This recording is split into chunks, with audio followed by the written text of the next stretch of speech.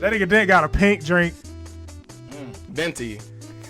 Large. Yeah. Pink drink. Yeah. It's actually venti. Like, that's what we say large at Starbucks. Sus. Damn, man. Like, nigga drink one pink drink. Yeah, yeah. Nigga, this is you have a fucking resume right now, dog. You got Right. pink drinks, you got pumpkin spice. John, If I run in your house, I find some Ugg boots. I'm just gonna. I actually don't have Ugg boots. John, as a bisexual man, how many times in your life have you ever had a pink drink? Yeah, same. I mean, Like, that is like, and it's funny because like that's literally the gay drink. Like every time like a gay comedian does like jokes, it involves a pink drink. And it's this bottom on bottom crime. I was about to say that is a bottom flavored drink. I don't know what any of that means. It just tastes good to me. I bet. How appropriate. How fucking appropriate. Give it a year. I'm like, wow, that's crazy, man. I'm like, y'all can do or say whatever y'all want. All right, Vinci. But, yeah. Shit good, ain't it? Yeah, I bet it tastes good too, huh? What's it taste like? Pink. It tastes like pink. Tastes like the right to marry in 2015. Hey man, congrats to people that are able to get married at that time, even though like they was probably like dodging marriage, just like, oh yeah, nah man, we can't get married because it's against the law and I don't want to get arrested. And then that shit got lifted. So so what? When we get married? Oh.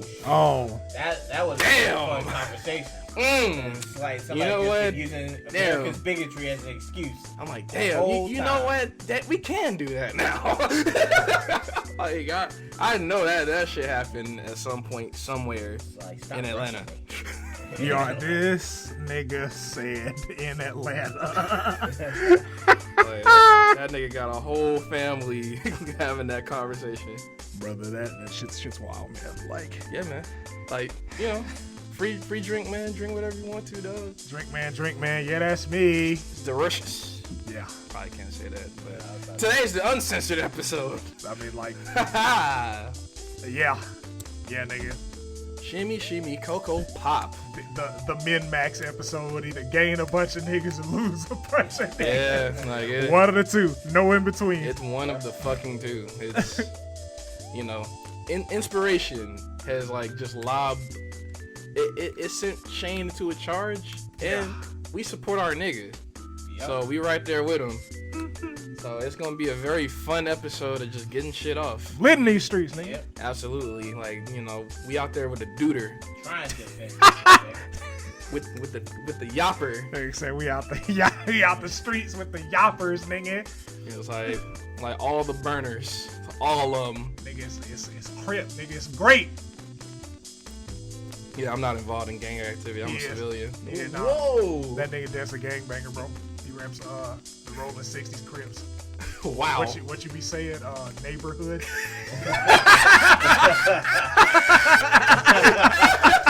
Yeah. That nigga kill me every time he say that shit like that. And then you put the fucking accent Yeah, on he it. do it, man. It's regular neighborhood. Oh yeah, he's in the neighborhood. He's in the neighborhood. Oh! That's on. Why did we not have a deal? That's on the Crips, dude. That nigga said dude, D-O-O-D. Dude. That's on the Crips, dude. It's on the Cripes. Oh man. Podcastplague.com. Get your merch. Get your fucking merch. Get your goddamn merch, nigga.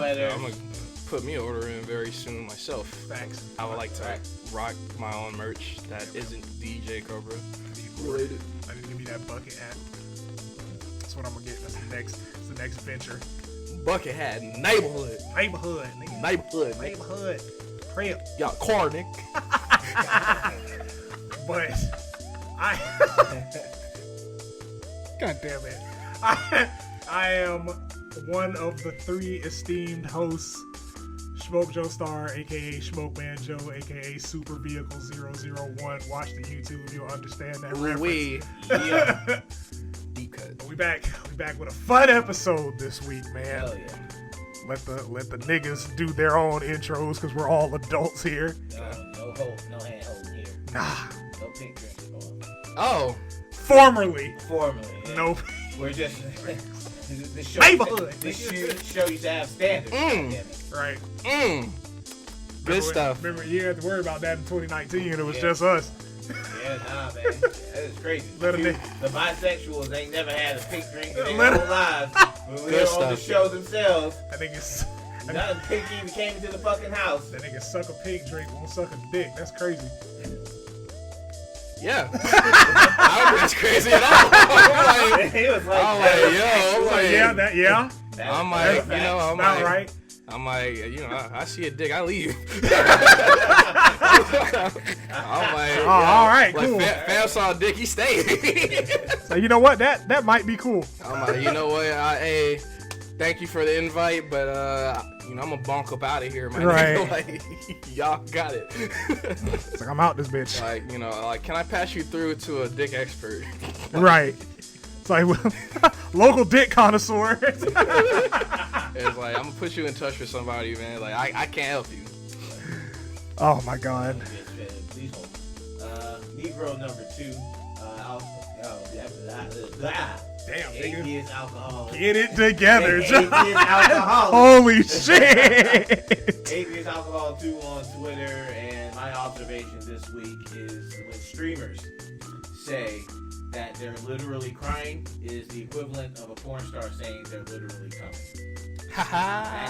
Cap. Yeah, exactly. There you go. There it is. And I saw so Cap. many Sora people saying that they were crying on the street. And then Grown men. not a single tear. Not a single tear, just a bunch of It's like when niggas say yo I'm dead and just be chuckling. be just like, Oh my bro, you're straight face alive, shit. man. Right, just neutral faces like bro I'm dead, nigga. That's hilarious. Like with the Derrick Rose face, LMAO. Ha ha. But all right, I am podcaster number 3. I am DJ Cobra, known as Super Cobra on social medias, SUPERCOBRUH. I'm out here, aka riboflavin Cobra, aka pink drink Cobra for today, aka gold iPhone Cobra. We just out here with all the accessories and shit, man. Like, they try to recruit me to the dark side, and I'm like, nah, man, I'm wearing white today. So On Fridays he drinks pink. that sound a little different. I don't know, man. I might have thrown this away. Well, I gotta throw it away anyway. So you're done now, right? Yeah, I absorbed that shit. Yeah, I bet. Yeah. Oh, come on, dog. Very fun episode. Yeah, Somebody man. gonna get mad. Guaranteed. That's okay. That's the goal. Yeah, That's fine. that's okay. You'll be all right. You'll learn. This is an It's like, educational episode at Learning best. experience. Yeah. So where do we start? I'm gonna preface this. Okay. Like, before we get into any other shit, we think women deserve fair treatment. Maybe I deserve For you to go out, find some other guy. I deserve for you to stay out with him all night. I deserve for you to do all things I did to you, baby. I deserve. Oh yeah. Oh yeah. I hate this nigga. I hate my friends. I hate my fucking Hey, my friends. friends. But anyway, That's awesome. like we believe that women deserve fair and equal treatment in society as a whole. Same thing for the LGBTQ plus community. Same thing for really black people, POC. literally any every marginalized community group deserves fairness. We want everyone to be able to live with dignity and respect. But y'all niggas still gonna get these critiques. Yeah. That being And jokes. That being said, You know. I don't know what I want to start with before that fucking Sora happened. Yeah, Sora came out. Yeah. If you walk away, you don't hear me say, please, oh man. Oh man, Utada. way that you're making me feel tonight. Like Utada's still getting them checks, man. I love that for her, even though I don't think either of those songs are in the game. Nope. I need one. Nope. I mean, like, bro, Simple and Clean literally became like the overture theme for Kingdom Hearts outside of Dearly Beloved. Absolutely. Anytime they do a trailer, it's like the orchestral version of Simple and Clean. Which is beautiful. Yeah. 19 years. 20th anniversary. Mm-hmm. 19 fucking years. I'm gonna keep it, man. I need one. But yeah, like Sora dropped, and it was the perfect. Oh yeah, well, to provide further context for people that probably don't know or might not know, that's new to the channel and everything. We talk about nerd shit and everything. But Super Smash Brothers has been releasing DLC for 3 years for their game, and like the game came out 2018? Mm-hmm. Yeah, 2018. So they've been adding characters to their game, and it's been some very fun reactions over time. And one of my favorite things has been complaining about anime swordsmen that have been added to the game over time. It's like, it's too many swordsmen. It's way too many fucking swordsmen, and they just been adding them because fuck it. Like fuck Banjo-Kazooie, fuck Terry Bogard, like Yeah, fuck them niggas. And like the last round of DLC was extreme. Like they just went fuck all. Right. That is Steve from Minecraft. Like that's when I know I'm like, you know what, anything can happen. Yeah. Steve, Kazuya. I honestly wasn't expecting any other fighting game characters to get added. Oh no, right. that was a wrap. Yeah, Kazuya. I was like, Kazuya made it. God damn. And then we cap it off with one of the most poetic and beautiful endings to a DLC run ever. Anime swordsman. With counter. Sora. With counter. It's fucking Sora from Kingdom Hearts. People have been asking for Sora Since forever. Since like 4, really. Yeah. He won the polls. Yeah, he won the polls. But back then they just said, We don't give a fuck about that we shit. Don't, we ain't worried about all We that. don't care, nigga. But like Smash 4 was kind of like where it's like, okay, it's possible because they added Cloud. Cloud's in Kingdom Hearts. Mm-hmm. Cloud never appeared on a Nintendo console natively, like unless you're counting his appearance in Chain of Memories. But even then, he was a memory. Right. So he wasn't like a primary character. So that's when just like, okay, they're just adding. Oh my god! This is back in Smash 4. Yeah. If we make it the ultimate, everybody from Smash 4 is added back in, and then they just adding all types of people. Cap it off with Sephiroth. Another anime swordsman. With the counter. Like, the Smash team heard y'all's cries and said, suck all of our dicks. We gave y'all exactly what y'all wanted, and you still complain. Right, so now we're gonna do what we want to do. So, boy, like, I don't think we're gonna Smash a game for a long time. It's probably gonna be the last one, in all honesty. Yeah. I don't think so. I don't think they end it, but I think it'll be a long time. It's definitely Sakurai. I was about to say it's Sakurai's last one, because I'm like, that nigga got to make a new Kirby game, and he's like nearing fucking 60. This is around the fucking time that Miyamoto stopped directing Mario games too, when he was in his 40s. Yeah. Like he was like, yeah, you know what, I'm cool. I mean, That's Sakurai like, works himself nearly to death every time they release a Smash game. These niggas on like an IV drip and shit. I mean, it's a perfect swan song. He did his thing. Like Smash Ultimate is that is the Smash game. Yeah. Fuck your melee. Yeah. Like take your melee and just like ball that shit up and throw it in the trash. It's over. Play Nickelodeon. It's an old fucking game. Let it go. Real shit. Play like Nickelodeon. Play Nickelodeon Brawl. Yeah, play that Niggerlodeon game that's ass. Yeah, play your fucking browser game and have fun with that. They ain't got no voice acting. They ain't got no budget. Brother, that shit blew me. I'm like, how the fuck y'all gonna just tout this amazing ass roster, make it play like the Smash that everybody claims they like? No voice acting. None. And the music is just... It's so generic.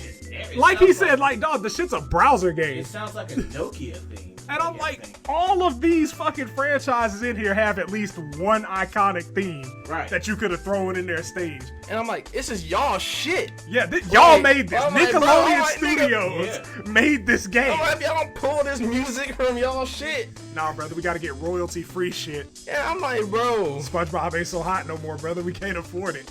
I can't do it. And I'm like, y'all can't even rip like fucking like clips from the show itself. No, nah.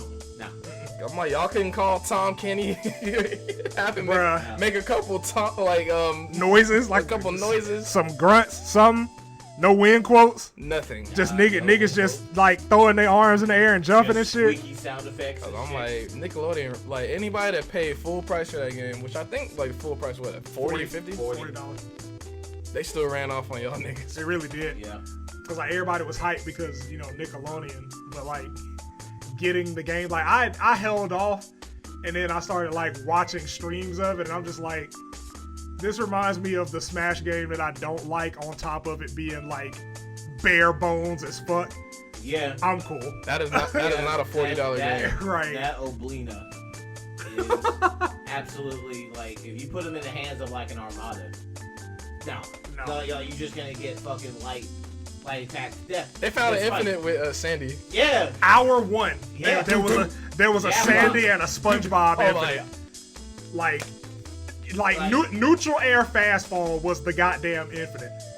I'm like, nigga, Marvel 2 had harder infinite. That game's busted as fuck. Marvel 2 had harder infinites to do than this shit. Yeah. Ain't even no timing. If you're in the air, neutral attack, fast fall, it's gonna work every time. Exactly. Like, mid. I would say that game is probably best for like 8-year-old kids that don't know better. Probably. They ain't gonna play nobody but what? Like the niggas that came after like 2005. Yeah, pretty much. Avatar and fucking Loud House. Yay. It's like, who's Helga Pataki? Who is that? What's a cat dog? Who or what is a cat dog? Right. Why would anybody play this? Yo, cat dog was the original they them. Fair enough. Yeah. Which is crazy because like, y'all's parents weren't like fused characters. They were literally a cat and a dog. I would think that like whatever came out would just die upon like entry into the fucking naked atmosphere. Right, instead of, fusion. A weird fucking abomination. Wasn't one of their parents a frog or something for the movie? I don't know. I don't remember. I don't remember, nigga. Yeah, That was so long ago, bro. Cat Dog was one of those shows where it was like, I watched it only because it was on. It wasn't something like, yo, hey, Cat Dog. Woo! Oh, okay. Woo! A lot of people swear by that show, but I guess never. Shit. They lying to themselves. Never. Yeah. It's like Wild Thornberries. I'm like, I changed the channel when that shit came out. I don't, like, it's just some shows that we grew up that I don't understand people's attachment to, man. Like, Real Monsters. Yeah. Like, I never got into that shit. One like, of those things that was just on. Yeah, like, it's just background noise, man. Like, I never got into it, and I was an easily impressed kid. Yeah. Like, nigga, it did not take much at all. So I'm just like, nigga, this is boring as fuck. This is like our parents' level of cartoon. Yeah. And it's just like when certain characters just look ugly. Just certain just unappealing. Just unappealing and ugly. Even when you're a kid, you're just like, this is just ugly. And I can't even say that, nigga, because Ed, Edd n Eddy was gas. Yeah. And that is like the pinnacle of low budget cartoons. But at the same time, it had a charm to it, though. Yeah. Like, there was a certain charm to it. Like, the sound effects in Ed, Edd n Eddy are godly. Man, that bitch is a top tier. Yeah. And it was just funny.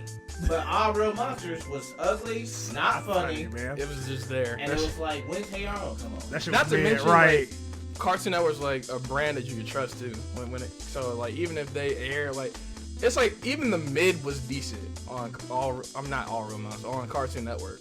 Like even when they missed, like it was still kind of like a bunt.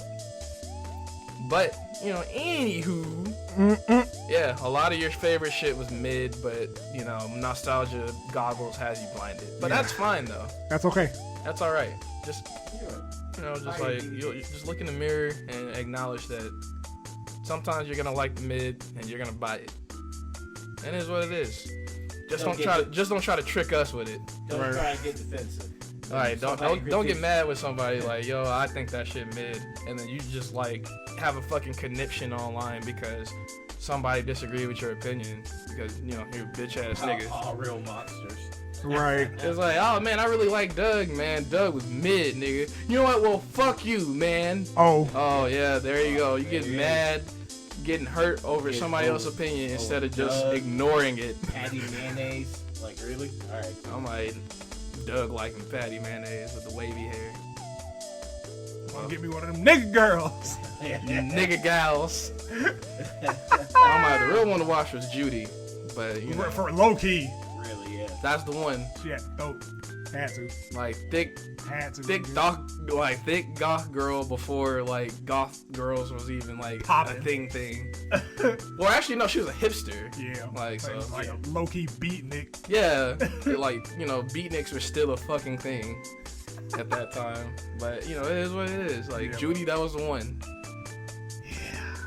Love me some goth butted fishnets. That's my shit. There we go. They never really liked me back, but you know what? I You can't should try it now, bro. you know. Yeah, fair enough. My bad. Sometimes I forget. Like straight up, like nigga, you should try that shit now. That's They alright, man. love niggers. I mean, that's fine. Like, you know, I can't help that, like, they didn't have taste. Yeah. Back then, so. You know, nigga, like everybody comes around to the fucking seasoning cabinet once they grow up. You know, like shit is radically different than what it was. But I realized like a problem I had, or not even really a problem per se, but it's like back then, you know, I didn't lie enough. this is true. Like, because like, I was like pretty straightforward for the most part. I wasn't really exciting. It's just like, you know, like I'm in college, DJ sometimes, you know, I'm like not in like the best situation. You know, I'm not gonna like act overly sexual, like, you know, in person to try to pull you in, but you know, I'm alright. But then, you know, they went for the glitz and shit, or like the dudes that kind of stimulated their imagination with the lies. And you know, it was just it was just a thing. Make it till you make it. You gotta turn the cap up to 11. Yeah, and I'm like, you know, and looking back and realizing, I'm like, you know what, everybody was dumb. Yeah. So I'm just like, you know what, You're I avoided like some situations that, you know, I was meant to avoid. Yeah. I'm happy about that. There you go. Yeah, man. Good for you. Good outlook. All right, let's get to the shit. All right. What you did? You got one? Yeah. I forgot. Like, it'll come back. I know it'll come back. Oh man, I actually like. I'm gonna kind of like start off with a mild one. Gamers fucking suck. Gamer journalists especially. Like specifically gamer journalists, cause like this whole fucking culture of like, I want to buy the game, but I don't want to play the game, is becoming like increasingly apparent and increasingly magnetic, and I hate that shit. Yeah.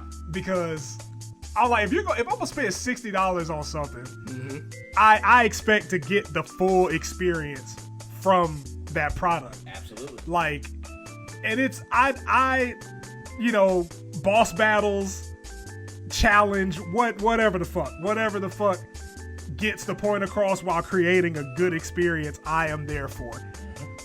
But there was some Twitter discourse, I don't know if you saw it, but like there was some Twitter discourse a couple of days ago where I got called an elitist for saying, you know, man.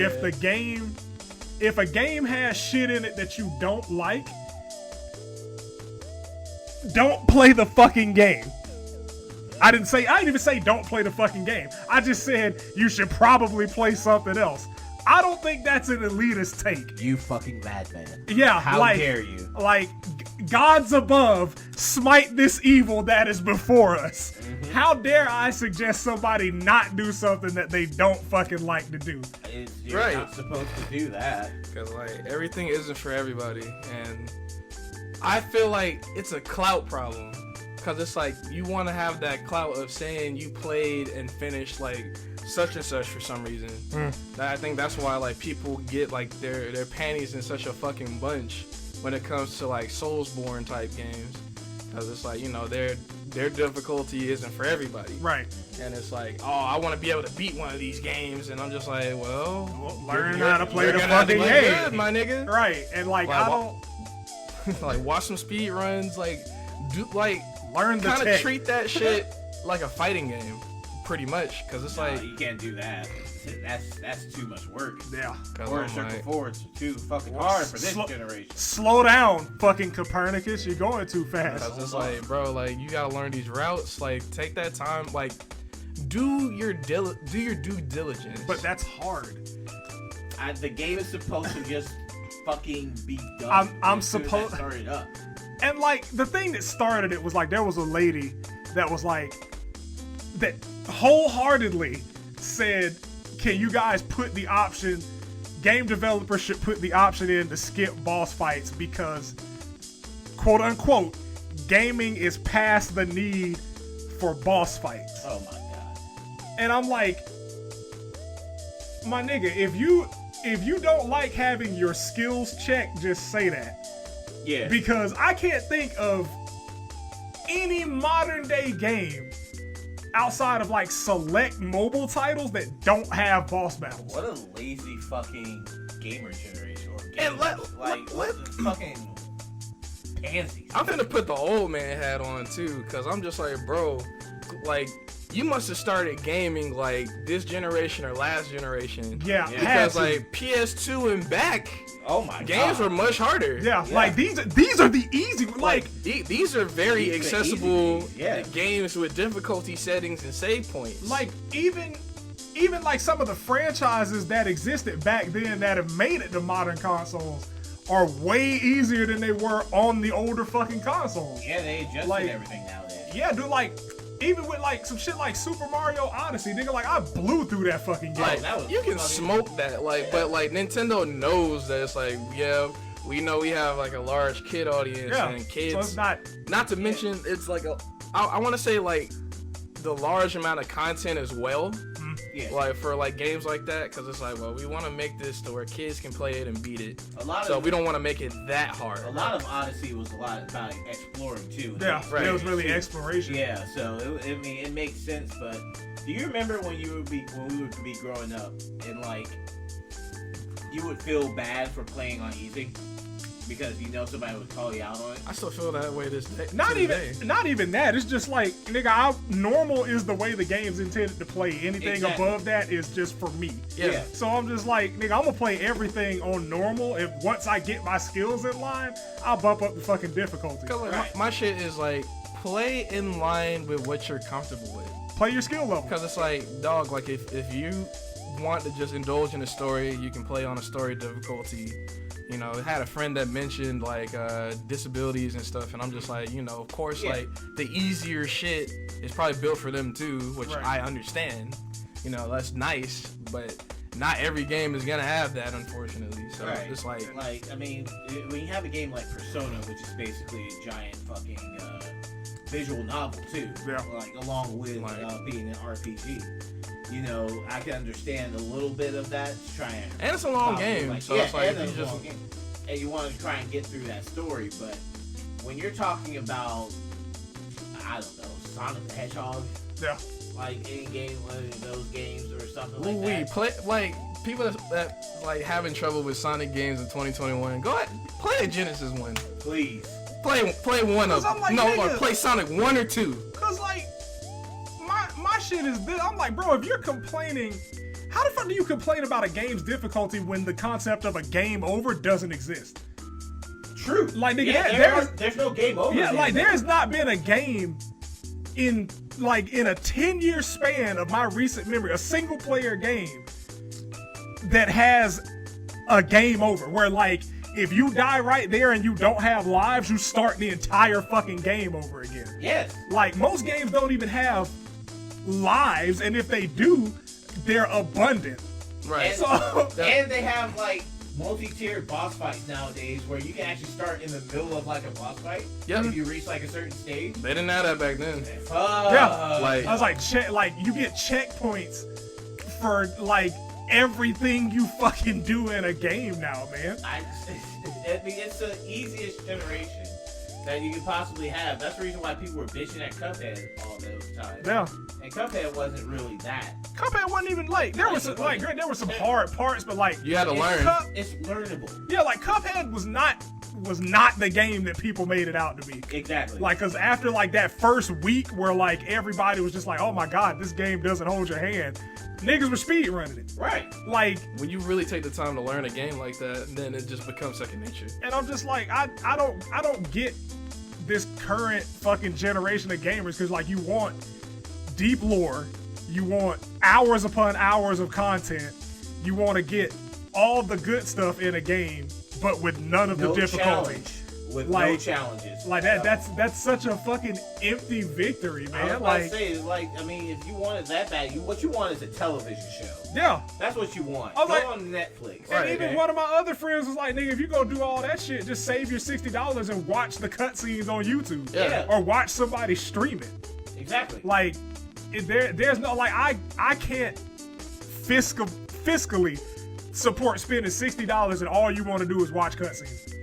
Like, I cannot do that. I would never tell you buy this game because the cutscenes are dope. I don't understand it. Personally. I mean, I don't get it, but you know, if you want to waste your money, whatever. But I don't see the clout of you buying a game just to fucking have it. Fucking losing. Like, it's like, yeah, you know, I got all these games. Oh, have you beat any of them? One. Just And like one. there was another one. A dude from Mashable like posted a review of Metroid Dread, and like the title was like, Metroid Dread is a thrilling twist on a classic, but it made me miserable. It's not even a fucking twist. It's not a spin-off game. It's a mainline title. What's the It's a twist sequel. supposed to be? Right, like what the fuck is the twist in the Metroid formula? They added new weapons. Okay. Right. It's like, it's a quote. It's not that Metroid Dread is a bad video game. I just never want to touch it again. If masochistically punishing games aren't your thing, I'd strongly recommend avoiding it. It's the Dark Souls of Metroidvania. And I'm it's like, the Dark Souls of... and it's and this nigga says that's where and why Metroid Dread is a resounding failure for me. Resounding failure altogether? Yeah. Wow. You can't change the difficulty or make the experience more accessible. There are no compromises that might ease the pain of a particularly challenging encounter. If you get stuck on a boss for 2 hours, well, hopefully you get a handle on it before the 3rd hour passes or the 4th, because that's your only option. Congratulations, you're playing a video game. I have a question. So, has he never played a Metroid game? Oh no, this next part is magical, nigga. Okay. Like I wanna make sure that I get that shit in the fucking. Where is it? Where the fuck is it? So I keep trying. I want to get the like. Okay, so it's the last one. It's a damn shame. I love Metroid. No, you don't. No, you don't. And follows up, I love Metroid with I want to play all the Metroid games and experience its whole story for myself. What the fuck? What do you love if you haven't played any of the other previous games? You are a liar. He loves Cap. You like that's Cap. On my I told the group chat straight up. I'm like, Metroid was one of those series that I just never got around to. It's just one of those things. I didn't get Super Metroid as a kid. I didn't have a GameCube to experience Prime at the time. So it's just like, it was one of those things that kind of passed me by. Right. Yeah. So I'm just like, well, I played Super Metroid on those SNES minis. Yeah, like it's on SNES Mini. Like I kind of just like dabbled in it on the Switch Online shit. I'm like, I see why people fuck with this. And this is like, the next line is like the most chronically online take that I think I've ever heard about gaming in general. This thing says, but Mercury, Steam, and Nintendo decided for whatever reason that only those people who pass the test, who master the controls, who happily throw themselves at challenges again and again, who use that atrocious shorthand again of quote unquote get good enough, can experience all the joys and wonders that Metroid Dread has to offer. Wow. What a waste. It's a video game that doesn't hold your hand. Wow. How dare I have to learn controls to control the motherfucking video game? How dare y'all make me, the gamer, do that shit? I'm like, wow, what you thought this was Smash, nigga? Like, bro, like, Even what? like goddamn game. and again, what fucking game doesn't have controls or mechanics that you have to learn to progress? Throughout the history of video games from 1971 to 2021, what video game has controls that you could skip and progress in? There is none. Like, that's the I point was actually thinking of the like, game. Telltale? Maybe. Even then, you have to make decisions.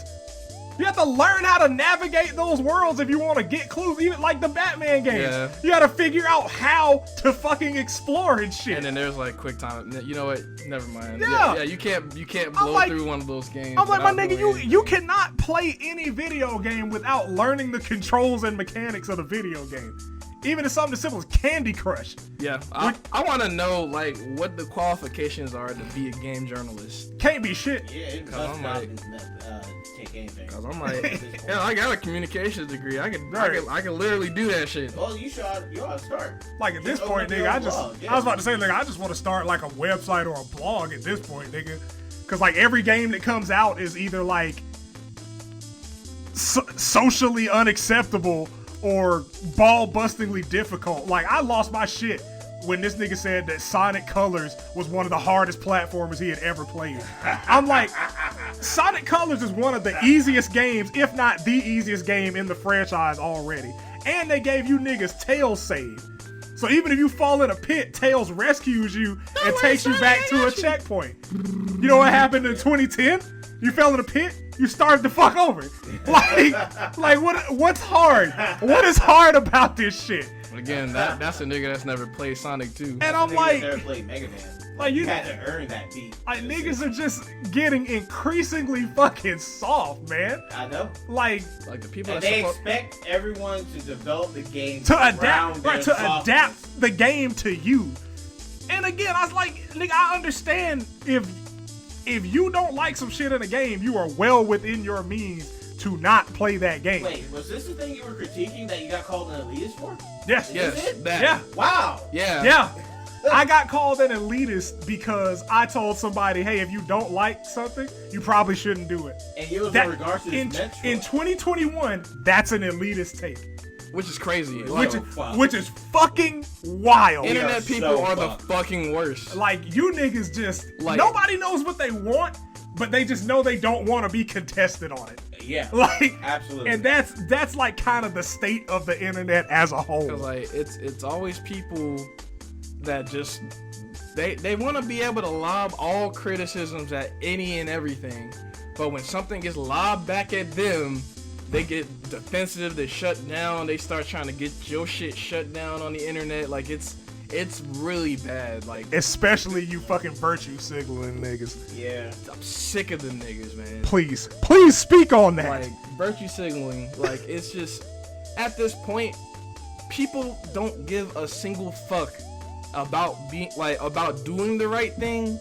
They just want to be seen as being a virtuous capable person. Of doing they the right be thing. Seen as like, yo, I'm on the right side of history, guys. I support this. I support this. Hey, man, support for all women, all men, support for marginalized communities. Yeah. Don't even mean that shit. It's very performative. I'm doing this. People used to do that shit all the time to try and get pussy. Now they just try to do it for likes. Yeah. I was gonna say, both, really. Like, engagement really is, like, the new currency. That's the driving. Like, that's the driving force. Like, you niggas don't give a fuck. Like, and I'm like, I'm enough of an adult to accept the fact that you don't give a fuck. Yeah. But don't try to pretend. Yeah, don't okey doke. That you fucking care when you don't. Yeah. Cause like if I don't give a fuck about some shit, I'm gonna just say I don't care. Like exactly. Either I don't care or I'm gonna just ignore it and keep out my fucking business. Mind my business. But you niggas feel like every time anything happens, you have to everybody has to see you doing the right thing. Mm-hmm. And I'm like, that's terrible fucking character motivation. if you need to be seen to do the right thing, you don't want to do the right fucking thing. You just want the clout that comes with doing the right thing. You want to maintain your image. Right. Because, like, anytime there's, like, a motherfucker that's overly just, like, presenting themselves as somebody that does right or, like, an ally or some shit, I'm now suspicious of them. Immediately. I'm just like, okay, so what the fuck do you do? Because, like, I think about every single nigga that, like, I've seen on Twitter that goes crazy for, like, defending women and shit has turned out to be a fucking creep every time. Yeah. And every single time. You in somebody DMs wilding or, like, some type of fucking sexual aggressor, like found their little sub Twitter account, right, and they fucked it up. The burner, or somebody gets exposed. It happens, and like he said, nigga, it happens almost every fucking time. Like the actual like white knights become cool with like bigger accounts and shit of women, and like they be like just eating their asshole on the timeline and shit. Oh, I'm gonna get to that after this. Like getting close, and then you know all of a sudden, then you just see a call out post on that nigga. Here you go. And then there it is, nigga. Like caught in 4K, just being a fucking weirdo every time. Right. So yeah, you gotta excuse me if I'm just like suspicious of a nigga like nowadays. It's like you niggas like what a horrible way to like get exposed and go out as a faker. Like nigga, you couldn't even go out for like being the villain that you wanted to be. Yeah. Like nigga, you got exposed for being a fucking liar. Right. That's arguably worse than being exposed for being on the opposite side or something. Mm-hmm. Like, cause at least you stood on that. Yeah. Like, at least you stood on your wrong fucking opinion or your wrong motivation. You died on that hill. At least you fucking stood on the hill. Dying. Right. And I got a take. I got like just that relates to this shit. Okay. Any person that calls himself an empath, like 95% of the time they're a horrible fucking person. Yeah, you're a liar. Like you're a gaslighter. Like it's very few like people that I run into that have called themselves an empath that actually is an empath. Because I'm just like, bro, you're a terrible fucking person. It's like the niggas that call themselves alphas and doms. Like, nigga, if you are actually that, you don't need to go around telling people that you are. Right. Exactly. And like the people that engage in those conversations actively, y'all fucking goofy, man. Like y'all niggas are fucking especially like clowns. people that go to like Twitter Spaces for that shit. I'm like, be in Spaces 8:00 in the morning talking about who an alpha male, alpha female shit. I'm like, get a job. God damn. Fucking clown. I'm like, dog, man. I'm like, people can do whatever the fuck they want to do, but that's some clown shit, though. Right. It don't make it right. I'm like, be yourself, like, nigga. Who the fuck wants to talk about this shit at 8 a.m.? I'm like, dog, with strangers. Exactly. People that ain't really people that's trying to get some more pussy and or dick. So that's what it is. That's the real reason why people be in them spaces. That's really it. It's fucking they trying to glorified Tinder. It's vocal Tinder, Twitter Tinder. Right. Yeah. Like you can talk about some shit. That's whatever. I get it. I see the jig, but y'all niggas wildin' as hell, like in them spaces at butt crack of dawn talking about nothing. Yeah. Talking about bullshit.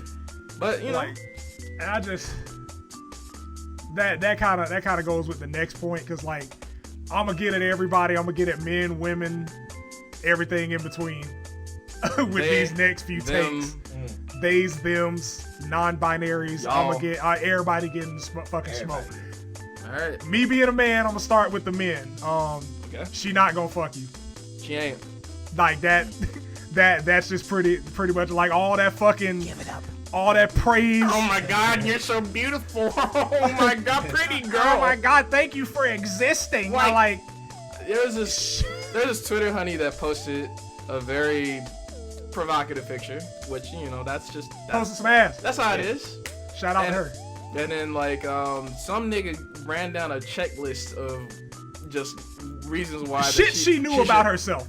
Reasons why she should exist. It was like, what? Am I missing anything here? And like, and she got ass. And replied to himself. Like, nigga, that's the first sign that you're not getting any fucking where. You niggas need to stop having conversations with yourselves in women's DMs in their replies. Mentions all that shit, bro. If you don't at least get a fucking like, shut the fuck up. Like, get you some self-respect, nigga. Like, that's like why the current state of fucking intersexual engagement is what it is right now, because you goofy niggas is throwing your entire soul for fucking replies, like sending women money to be able to DM them, sending them dick pictures attached with $50 cash apps so they can just send you the same 9 or 10 that they gonna send everybody the fuck else. But hey, look at my dick. But like, also here's money to look at my dick. I'm like, fam, that's a wild. That is a wild. I'm not even mad at I'm not mad at the hustler. Yeah, I'm not even mad at the finesse these niggas. Like, you know, like if the nigga sucker, run it up on him.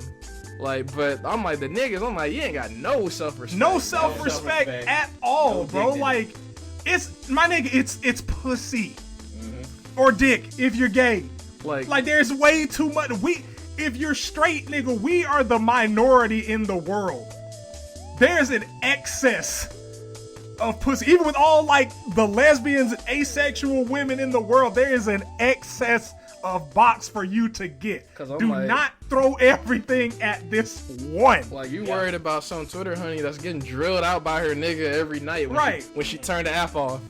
And you out here telling her how beautiful she is. I'm like, bro, hoping to get a hey. Find somebody who fuck with you, my nigga. Right, find somebody to entertain that shit, like, find somebody that's on that same energy with you, my nigga. That like, don't be off your phone. Don't be one of them legions of niggas and somebody mentions on some shit, man. It's really interesting because it's like being one of those people automatically removes you from the possibility of getting. Yeah, because like, women see that shit. Yeah, I mean, they do. And it's like, you're just putting yourself in the fucking group of people that they're going to be avoiding in the first place anyway, when they're looking for somebody for real. Because like, women, for some reason, like, there is only one reason why women like friendly niggas. That's because they're popular. Like, if you're a popular nigga, or quote unquote popular, like, whatever, like, you know, following they got or whatever. The statute of popularity. The rules don't apply to them. If you just some regular nigga and you and every girl mentions somehow how beautiful they are, you done knocked yourself out of the running and you didn't even realize it. Because they talk. They talk. Especially like these women online.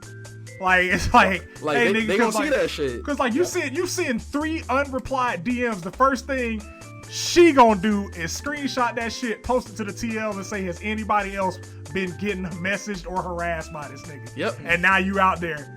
Might not have even intended for that shit, but that's the narrative. That's what's happened. And that's the proof behind it. Yeah, exactly. So I'm like, nigga, that cut the shit, man. Yeah. Like, that get you some conversational skills.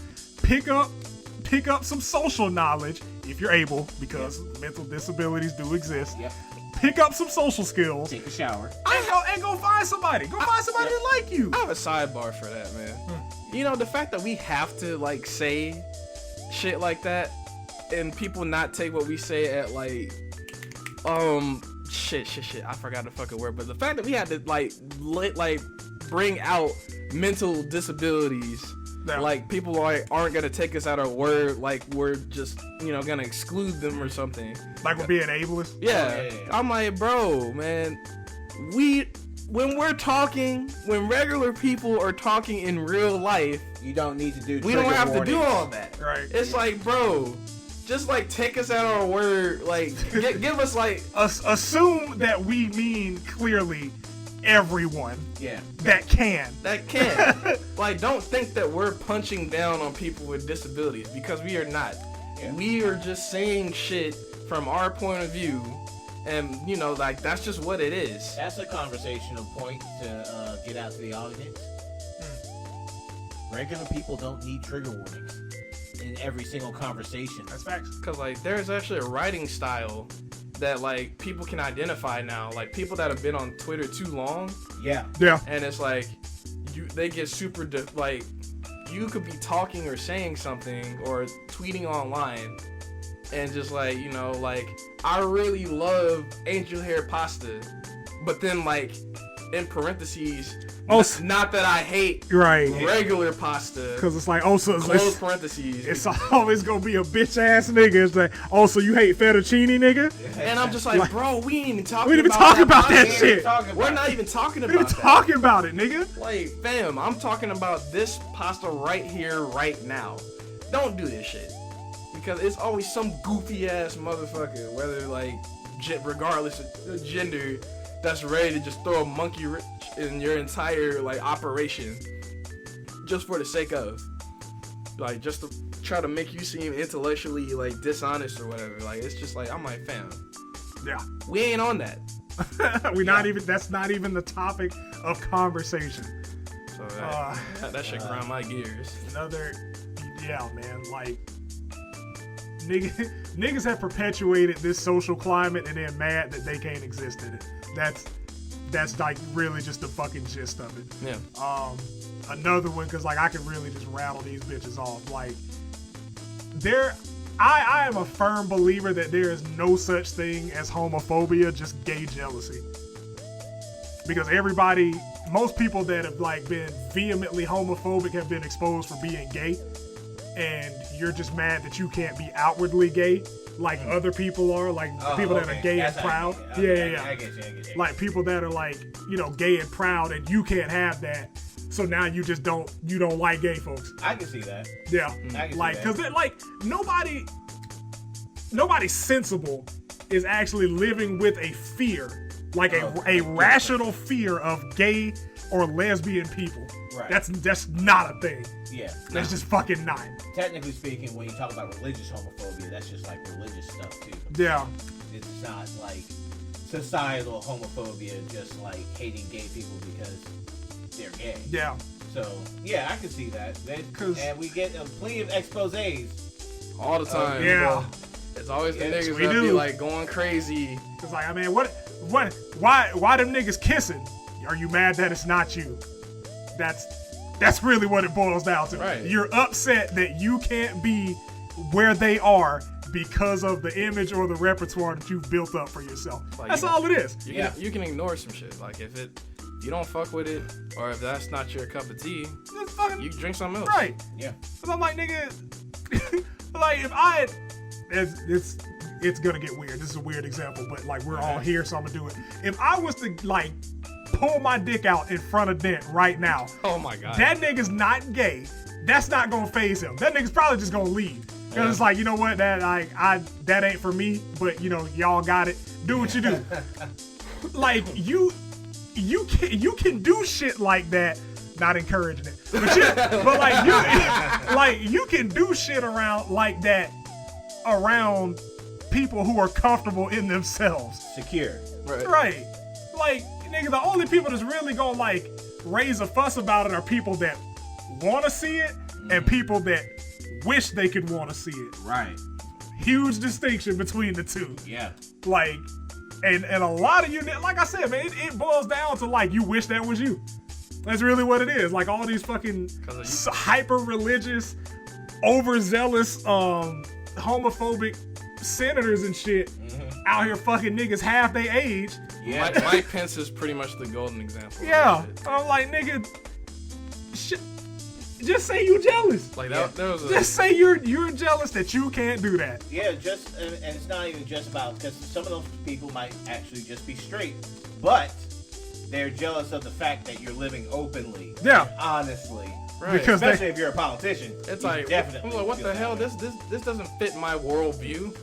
And I'm like, bro, okay. Like, the world is way wider than your goddamn worldview, man. I'm like, nigga, you live in Indiana or whatever. You live in one of the non-existent states. I'm like you grew up in Utah, my nigga. Like, right. You might want to sit this one out. Like, ain't nobody repping Nebraska, nigga. nobody claiming Montana. Get the fuck out of here. Nobody claiming Montana but Joe. Right, Joseph, Big Joseph Montana. Josephu. All right. I really think that's all I had for the dudes, man. Okay. So, all right. Congratulations, y'all got off kind of easy. The women folks. Oh man. Okay. The women. What's up? No, I was gonna say okay. Oh, sorry. I was agreeing with you. Like, I mean, like, I had a woman as far as like to bring up, but I don't know if you want to pop it out first. No, and lead into it. Okay. Give us the story No, or the situation. No, I mean like the hot take is just Sage Steele. Oh man, that's just the take. She was tripping. That's the whole take. And I guess this has to go. This I don't know if you're gonna talk about blackness or anything later, but probably. I mean, this could be just a little free sample. Our girl Sage Steele, well, somebody's girl. Somebody. I don't know who that is no more. Opened her mouth, and unfortunately, that was her first mistake. And this week, she got caught in 4K with, of all people, to be saying the podcast on, the Jay Cutler podcast. God. Jay fucking Cutler, if anybody remembers that portion of a quarterback. Like we talked about that bitch. Yeah. So, Sage Steele opened up her mouth talking all kinds of shit. And it's one of those self-hating black women kind of... I was born black and white, but I choose to be white. So you do, huh? like just like that, I'm all, you one of them. Oh no, you can't say things like that. It's not only that. I mean, she also has. She's pretty much just conservative. She's just conservative, and she's out there talking shit about the House of Mouse and their goddamn COVID protocols. One thing you don't do. You don't go against the mouse. Don't talk about the goddamn mouse. You don't talk about the mouse. Hell, we might come up missing if we say the wrong shit. I mean, she probably refers to the vaccine as a jab. She said she didn't want to get a shot, though she did. Also indicated she was surprised that President Obama identifies as black. That's the exact wording. You identify as white. Exactly. And both of you niggas are biracial. What are you... It ain't none of your business how he identifies as, but her reasoning was golden. Did you ever hear about the reasoning? Nah, no. I didn't. Okay, so brace yourself. Oh shit! Hold on. Okay, let me grab my fucking chair. I'm gonna grab my pink or the remnants of my pink shirt. She says that Barack Obama. She's surprised Barack Obama identifies as black because his mother was white, his father was black, but his father wasn't there. Oh so my God. why would he identify as black? Ooh, boy. Boy. Obviously, oh my God. She got into a bit of a little kerfuffle. And she made an apology. And you know how these go. Yeah, of course. I mean, we've seen that same song and dance. I know my recent comments created controversy for the company, and I apologize. We are in the midst of an extremely challenging time that impacts all of us, and it's more critical than ever that we communicate constructively and thoughtfully. So, not apologizing for being a dumb cunt, but apologizing for getting caught. I'm sorry that you fucking niggers were offended by what I said. Like, maybe if your father was there, he could have taught you some backbone. Yeah. You damn big nostril, lip chicken sucking, lip licking ass, shucking jiving ass, porch monkey ass. Yeah. JJ from Good Times clapping his hands saying dynamite ass. Yeah, man. Like, you fucking. Just. It's always like the biracial women that they are at the apex of racial identity. Oh yeah, they got the best of both worlds. Right, like I have the best of both worlds, aka I can choose when I want to pull one over the other. Oh yeah, let her ass get racially profiled or something. Oh yeah, absolutely. She will be black then. Right. She gonna turn to Candace Owens and reach out to the NAACP. Man. The world has moved past y'all niggas say we've moved past the need for boss battles. I think the world has moved past the need for biracial children. Yeah. Like, them niggas, like, rarely, if ever, do these niggas have good takes about when it comes to race issues. Like, very hard. Like, when it comes to race issues, almost always, it's gonna be a woman, and it's gonna be a biracial or a white woman. Almost always. Well, according to her, she's white, so. Yeah. So I'm like, point bro. proven. Oh yeah, exactly. Proof positive. I saw a picture of that one. She I'm wants all like, the I'm black- like, bro. She wants the black girl clout, but get all the white folk privilege. Cause I'm Yeah. like, you ain't even passing like that, dog. Like, Right. Exactly. It's like, nigga, your hair napped too much, sis. I'm just like, fam. I'm like, you know, if you was Meghan Markle, maybe you could have slid with a perm, but Maybe. nah. Hard, maybe. It's like Meghan Markle, Rashida Jones. That's like the queens of like passing, or like Tori Kelly, which I didn't even know. I had no idea about Tori Kelly. I'm like, damn. Hey, Jason Kidd. Oh yeah, Jason Kidd. Oh yeah, Jason Kidd. Yeah. I thought he was white my whole I life. thought that nigga was Persian. Looking at that nigga. You see the recent picture of that nigga? Yeah. Allahu That nigga even Akbar. fucked somebody haircut Allahu up, man. Akbar, Habibi. Oh no. Allahu Akbar. But yeah, man, like that shit, that specific instance of shit, that subsect of women, absolutely, Yeah. 100%. One. The other side is the fucking sex work side, because it's that podcast, it's that podcast. It's that man. time. Let's do So it. Unleash the hound. there was one tweet I shared it in the Twitter chat about. There's a woman that I follow, like we're friends. She does sex work, really cool person.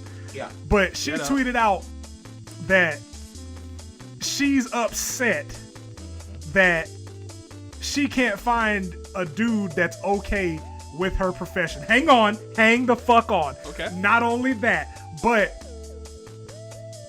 she tries to dress it up as these people are just co-workers. Hang on, still hold your shit. I'm waiting. So, You know. on top of that, Yeah. it goes a step further. It's like, well, you wouldn't be mad at your significant other if they worked at an office. You don't get mad at her for being around those co-workers. Bitch, those co-workers ain't putting dick in her. Yeah, I'm like, those I was like- about to say there's a big difference. Like, well, depending on about, the guy. yeah, I was about to there's a say, big like, difference. there's usually like a 5.5 inch to 9 inch gap Difference. of difference There's a big- between those 2 yeah, points. yeah. But I'm like, they're not turning my woman into a fucking Right. glazed for, donut. but then it's for work. It's just work. It's not personal. There's no feel. It's work. I want to get fucked If you give for it, work. give it a week or two, it'll grow back. I want to get came on for work. I want to suck nut for work. I want my ass gaped as a job. I want niggas to do a blow bang on me for a profession, and I don't want you to be upset about it. And I want to date you. It's a very, very, very simple solution to this. Cause it's like, I mean, you know, being in that lane of work, shit's different. You're the exception. You know it's different. You know it's different. Don't cap. And trying to fucking normalize or demonize the dudes or women that don't want to date you because of that profession when you're the exception and not the rule. Exactly. Like, I'm like, it's gonna be a bit of a challenge, but there's people out there that don't care. You just gotta find them. right. Yeah, there are porn stars that are married. Like, there are porn stars that are married. But see, and like, dating. even with those, like, a lot of those women, like, 'cause they did a documentary on this shit like years ago. Yeah. But like, a lot of those women, when they're at work, they will send their coworkers or women to fuck their husbands. You niggas aren't gonna do that shit. Right. Because you want to have your career and you want that nigga to be A-okay with that career, which is, you know, we're still in the plane of reality. Yeah. But you also don't want that nigga to do shit else. Yeah. To not fuck nobody else. Or Abdicate whatever. And you too. I'm like, fam, you can't have it both ways. And- like, you know, that's already a concession. Like, you know, like you gotta find you either a open or a poly person for something like that. And like, it boils down to a point that I've made numerous times in my adulthood, which is women hate when men have boundaries. Because a lot of women, I'm not gonna say all, a lot of women have all these stipulations that they wanted to do. You know what I'm saying? Like, even past the physical shit, like, Yeah. you have to be emotionally available. You have to be willing to provide. You have to be a good listener, which having standards and, you know, preferences and all of that shit is well and good. Yes. But on the same hand, men are gonna have those too. Absolutely. Yeah. Like, and I, again, like I said with the first hot take, I don't think saying I'm not okay with my significant other fucking somebody else is a misogynist fucking take. I don't think that's a crazy take. Like, it's just, it's a preference. It's a preference. Yeah. And I'm like, the dude that denied her didn't even demonize what she did. Right. The nigga was like, you know he's what? just not with the shit. It's like, I am not cool with my girlfriend being a sex worker. Okay, Which cool. is his choice. Get the fuck on. Yeah. Like I said with the niggas, there's plenty of dick or pussy if you are a lesbian that are cool with what you do that will date you.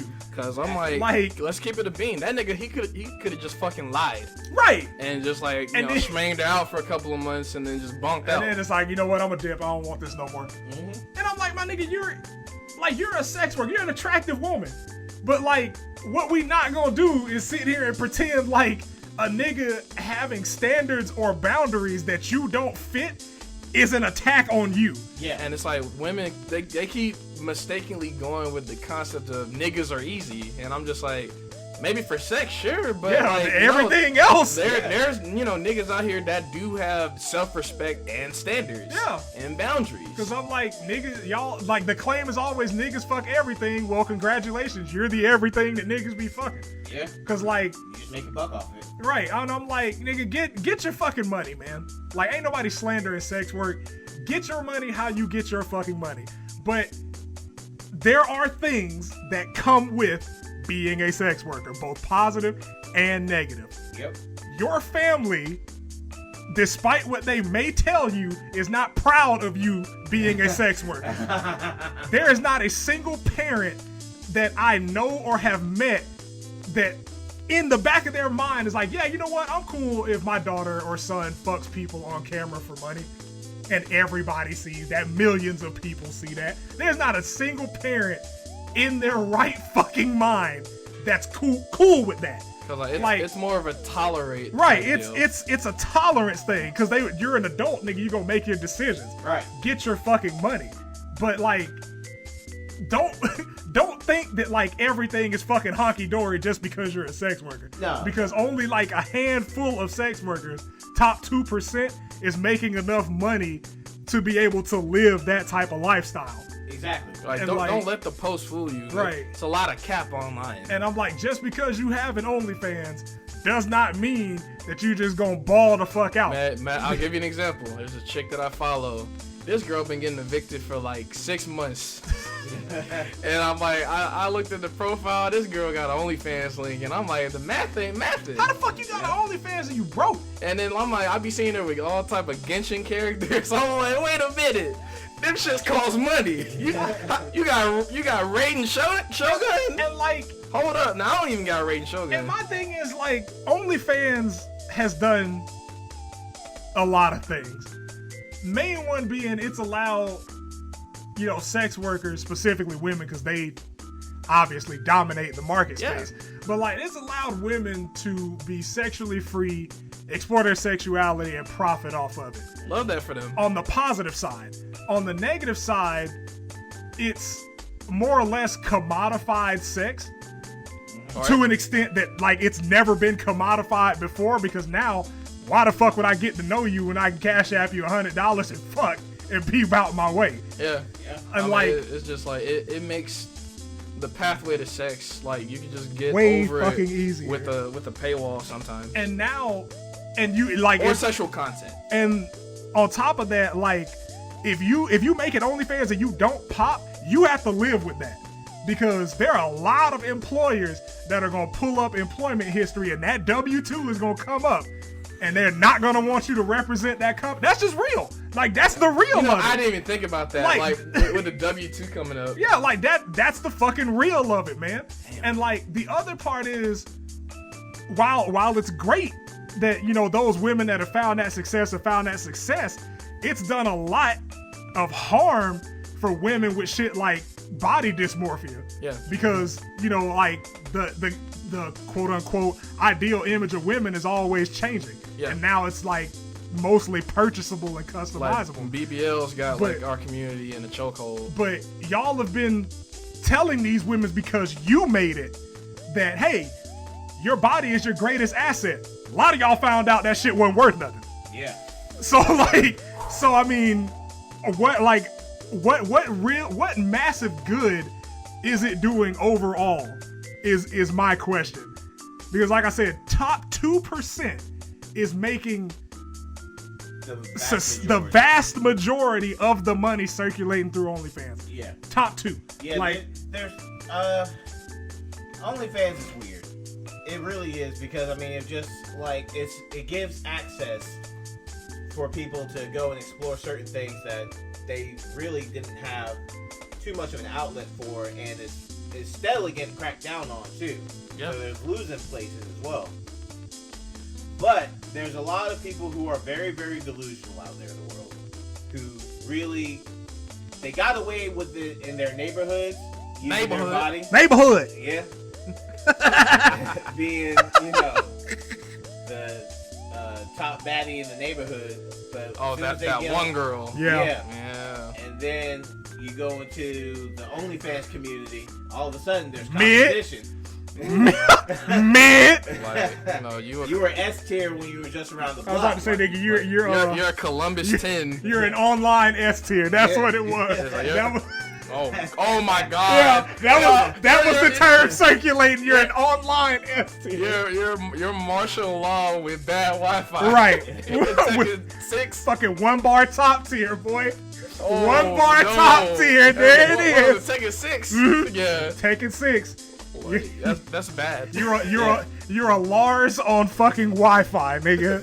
Congratulations. But you know, once you actually get out there in the real world, and you actually have to, I think a lot of it has to do with marketing too. Cause I'm like, a lot of bitches probably think they because a Houston 10, nigga, that shit is like a fucking 50 here. Yeah. Like, I was like, nigga, major city 10s are like just amplified everywhere like else. when you bad in like somewhere that shows up on a map Yeah. with a star. Yeah.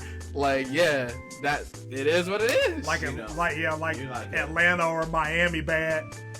when they walk into Mulberry. Yeah. When they walk into Mulberry Grove, And Georgia, then it's it's fucking goddess. Niggas out there in Villarica. And then like, say you're like a mid somewhere, like in a major city. You're like a Atlanta 5. Yeah. You're like a fucking 9 here. Hell yeah. So it's like, yo, damn. And it just is what it is, man. Yeah, man. It is Like, what it is. Power scaling, dog. but that's the takes on that. The takes for the LGBTQ plus can really be summarized by this most recent Dave Chappelle special. The closer. Like, so the Hit it out of the park again. I don't know where to start with it, man. Like, Because it's like, there's people that keep trying to say that, oh, they hurt his feelings. Why he keeps talking. I'm like, no.